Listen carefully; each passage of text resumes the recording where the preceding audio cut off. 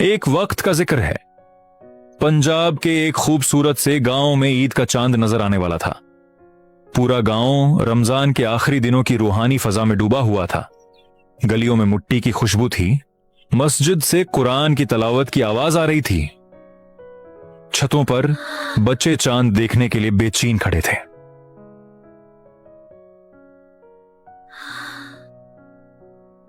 और घरों के अंदर औरतें शेर खुरमा, सुवियां और ईद की तैयारियों में मसरूफ थीं। उसी गांव में एक लड़की रहती थी। उसका नाम था आसिया। आसिया बहुत सीधी, समझदार और नर्म दिल लड़की थी। उसकी आंखों में हया थी, अल्फाज में मिठास थी और दिल में गरीबों के लिए दर्द था। वो अक्सर अपनी मां से कहती, अम्मी, ईद सिर्फ नए कपड़ों का नाम नहीं होती। ईद तो दिल खुश करने का दिन होता है। जिस ईद में किसी रोटी के मोहताज का हिस्सा ना हो, उस ईद की खुशी अधूरी होती है। लेकिन इसी गांव में एक बहुत अमीर ताजिर भी रहता था। लोग उसे हाजी करीम बख्श कहते थे। उसके पास बहुत दौलत थी। अनाज के गोदाम, दुकानें, सोना, रुपया, सब कुछ था। मगर उसका मिजाज अजीब था। न वो खुलकर किसी की मदद करता था, न किसी से ज्यादा बात करता था। कई लोग उसके दरवाजे पर आते, अपनी मजबूरी सुनाते, मदद मांगते। कभी वो दे देता, कभी इनकार कर देता और कभी सिर्फ खामोशी से देखकर अंदर चला जाता। उसी वजह से गांव के लोग उसे कभी सख्त दिल समझते, कभी कंजूस और कभी मगरूर। मगर असल बात कुछ और थी। हाजी करीम ने जिंदगी में बहुत से लोग देखे थे जो गरीबी का नाटक करके उससे पैसे ले जाते थे। कई लोग अच्छे कपड़े पहनकर, झूठी कहानी बनाकर, आंसू दिखाकर उससे मदद ले जाते और फिर उन पैसों का गलत इस्तेमाल करते। एक दिन चांद रात से पहले हाजी करीम अपने कमरे में अकेला बैठा सोच रहा था। उसने धीरे से खुद से कहा, या अल्लाह, मदद तो मैं करना चाहता हूं, लेकिन असल हकदार को कैसे पहचानूं? कौन वाकई मजबूर है और कौन सिर्फ धोखा देने आता है? रमजान का महीना है, चांद रात आ चुकी है। इस रात तो उन लोगों तक खुशी पहुंचनी चाहिए जो सफेद पोश हैं, जो कभी मांगते नहीं, जो चुपचाप अपनी तकलीफ सह लेते हैं। उस रात उसके दिल में एक अजीब सी सोच पैदा हुई। उसने फैसला किया, आज मैं खुद देखूंगा कौन सच में इंसानियत रखता है और कौन सिर्फ दिखावा करता है। फिर उसने अपना लिबास सब बदला, पुराने फटे हुए कपड़े पहने, चेहरे पर गर्द लगाई, झुकी हुई कमर बनाई, एक बोरी कंधे पर डाली और एक बूढ़ी फकीर औरत जैसा रूप धार लिया।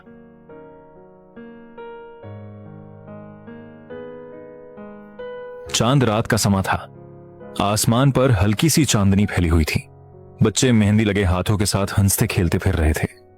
बाजार में चोड़ी वालों की आवाज, मिठाई की खुशबू और रोशनियों की चमक थी।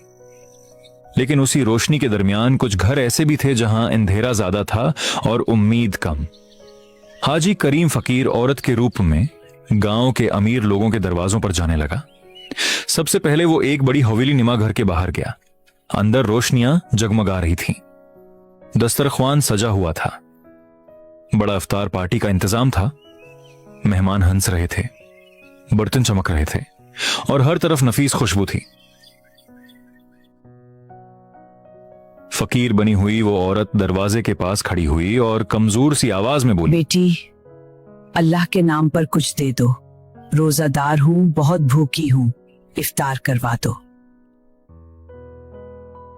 चलो चलो, यहां से हट जाओ, हर वक्त मांगने वाले आ जाते हैं। अंदर से एक औरत की आवाज आई, कौन है दरवाजे पर? बस कोई फकीर है बेगम साहिबा। उसे फौरन हटाओ, आज मेहमान आए हुए हैं, बदनामी होती है।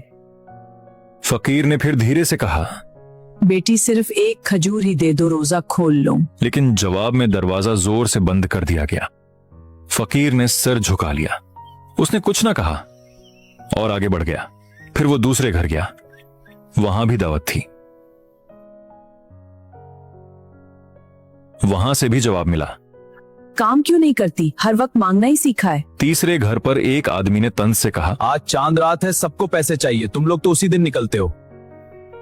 किसी ने हंसकर मजाक बनाया, किसी ने डांटकर भगा दिया, किसी ने देखा भी नहीं। फकीर औरत बनता हुआ वो शख्स हर दरवाजे से ठुकराए जाने के बाद और गहरी सोच में डूबता गया।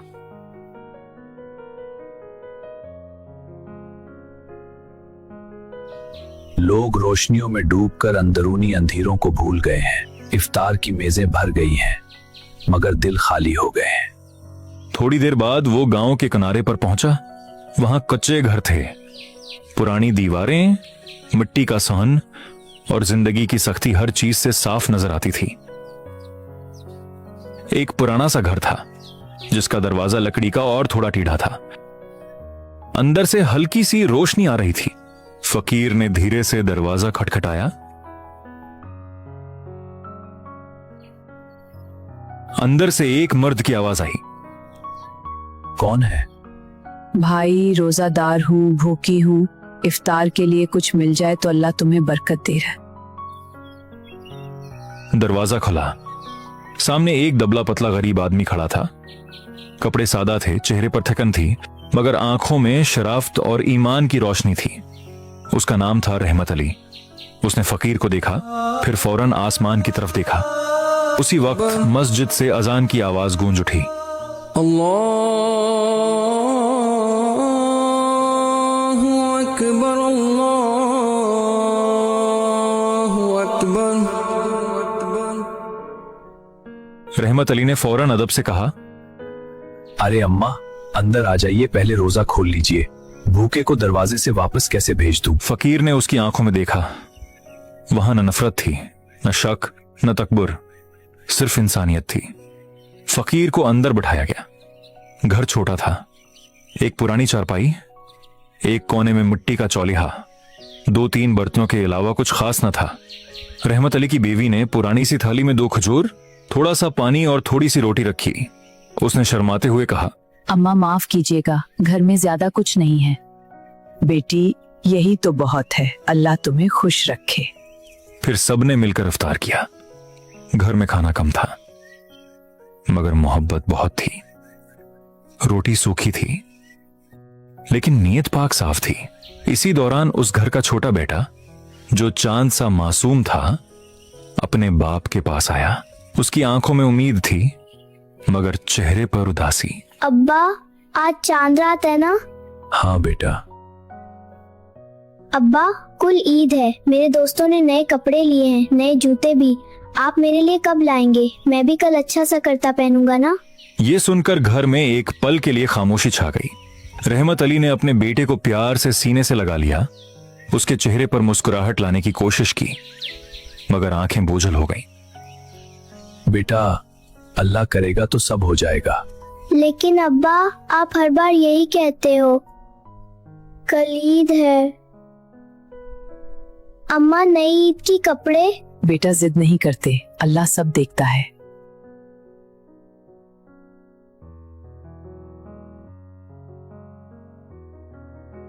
फकीर ने धीरे से पूछा, भाई, बच्चा सही कह रहा है, आप उसके लिए कुछ ले क्यों नहीं आते?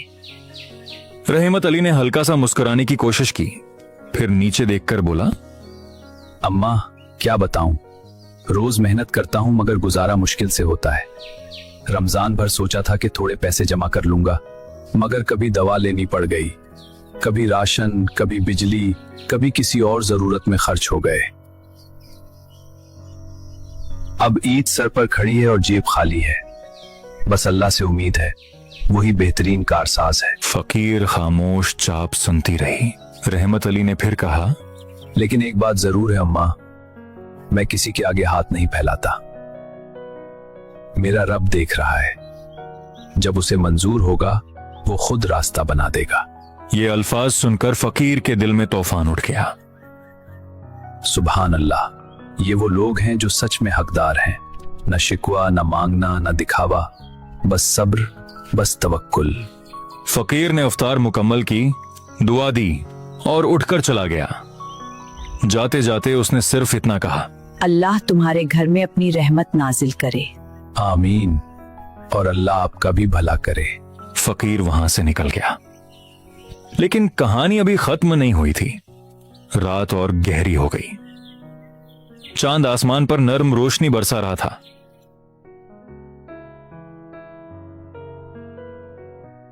आसिया अपनी छत से ये सब देख रही थी। उसने देखा कि गांव की कुछ गलियां रोशनी से जगमगा रही हैं और कुछ बिल्कुल उदास। उसने दिल में सोचा, या अल्लाह, किसी के घर खुशियां ज्यादा हैं और किसी के पास रोटी तक मुश्किल से है। काश इस चांद रात हर उदास घर में भी थोड़ी सी रोशनी उतर आए। दूसरी तरफ हाजी करीम अपने असली घर वापस आया। उसने फौरन अपने वफादार मुलाजिम को बुलाया। सुनो, फौरन एक बोरी में अच्छा राशन रखो, बच्चों के नए कपड़े, जूते, मीठी चीजें और ये पैसों की गड्डी भी। मगर याद रहे, किसी को मेरा नाम पता ना चले। मुलाजिम हैरान हुआ। हुजूर, इतना सब कुछ और बगैर नाम के? हाँ, मदद वही होती है जो अल्लाह की रजा के लिए की जाए। न तस्वीर, न शोहरत, न शोर। आज मुझे असल हकदार मिल गया है। हाँ, मेरा दिल चाहता है कि इस तरह मदद करूं, अल्लाह के नाम पर। रहमत अली ने दरवाजा खोला। सामने एक आदमी खड़ा था जिसके हाथ में बड़ा सा थैला था। भाई, ये सामान आपके लिए है, कबूल कर लीजिए। हमारे लिए? लेकिन किसने भेजा? ये अल्लाह की तरफ से भेजा हुआ समझ लीजिए। और इतना कहकर वो अंधेरे में गायब हो गया। रहमत अली ने हैरानी से थैला अंदर लाया। उसकी बीवी और बच्चा भी पास आ गए। जब उन्होंने थैला खोला तो अंदर नए कपड़े थे, छोटे बच्चे के लिए खूबसूरत करता पाजामा और नए जूते, राशन, मीठा और एक लिफाफे में काफी पैसे। उसकी बीवी की आंखों से आंसू बह निकले। ये कैसे? उम्मी, अब्बा, मेरे नए कपड़े, मेरे जूते, मैंने कहा था ना अल्लाह देगा। या अल्लाह, तेरा लाख लाख शुक्र है, तूने हमारी खामोश दुआ सुन ली। तूने हमें जलील होने से बचा लिया। तू वाकई बेहतरीन राज़िक है। उस रात उस छोटे से घर में जो खुशी आई वो किसी महल की रोशनी से ज्यादा खूबसूरत थी। अगली सुबह थी। गांव की फजा बदल चुकी थी। मस्जिद से तकबीरात की आवाज आ रही थी। बच्चे नए कपड़ों में मुस्कुरा रहे थे और रहमत अली का बेटा भी नए कपड़े पहनकर चमक रहा था। आसिया ने उस बच्चे को देखा और दिल से मुस्कुरा दी।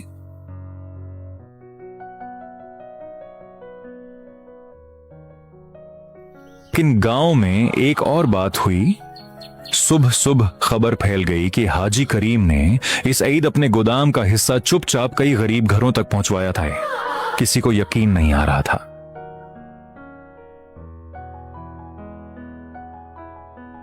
हाजी करीम तो बहुत सख्त था। नहीं, शायद वो सख्त नहीं था, सिर्फ असल हकदार ढूंढ रहा था।